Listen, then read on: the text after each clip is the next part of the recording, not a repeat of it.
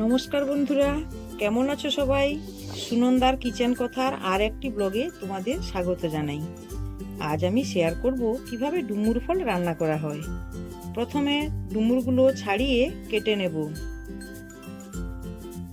এরপর ডুমুরের ভেতরে যে বীজগুলো আছে পরিষ্কার করে নেব।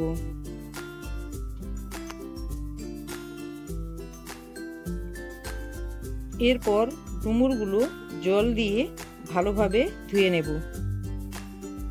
এরপর একটি আলু ছাড়িয়ে ছোট ছোট করে কেটে নেব।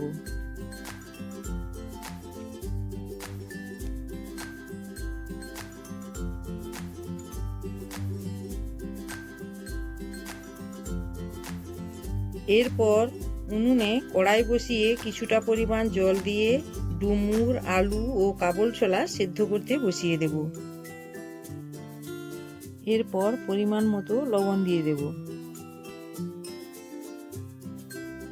ডুমুর সেদ্ধ হতে হতে আমি এবারে মশলা বেটে নিচ্ছি।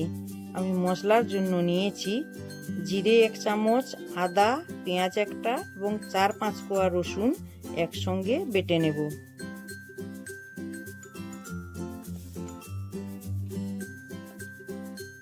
আর নিয়েছি 2 চামচ পোস্ত, 2 চামচ মগজদানা, 5-6টা কাজু বাদাম, 2টি কাঁচা লঙ্কা একসঙ্গে বেটে নেব। এরপর কড়াইতে তেল দিয়ে দেব। তেল গরম হয়ে গেছে, আমি দিয়ে দেব শুকনো লঙ্কা, জিরে এবং তেজপাতা। এরপর আমি দিয়ে দেব আমি যে মশলাগুলো বেটে রেখেছিলাম, পেঁয়াজ, আদা, রসুন এবং জিরে। ওগুলো ভালোভাবে কষানো হয়ে গেলে আমি দিয়ে দেব হলুদ গুঁড়ো, লঙ্কা গুঁড়ো,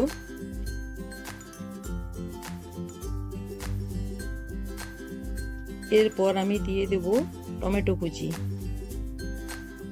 টমেটো কুচি দিয়ে ভালোভাবে কষিয়ে নিচ্ছি। এরপরে আমি দিয়ে দেব কাজু, পোস্ত এবং মগজদানার পেস্ট। মশলা কষানো হয়ে গেছে, এবারে আমি সেদ্ধ করা ডুমুর, আলু, ছোলা দিয়ে দেব।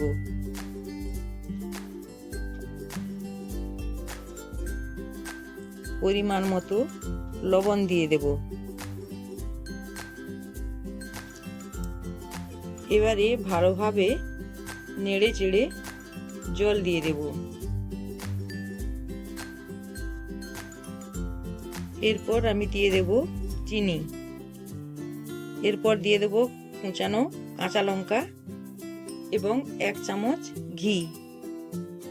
তরকারি ভালোভাবে ফুটে গেছে। এরপর আমি একটু গরম মশলার গুঁড়ো দিয়ে নামিয়ে দেব। এইভাবে তোমরা তৈরি করতে পারো সুস্বাদু ডুমুরের রেসিপি। এতক্ষণ পাশে থাকার জন্য ধন্যবাদ। আবার দেখা হচ্ছে পরের ভিডিও।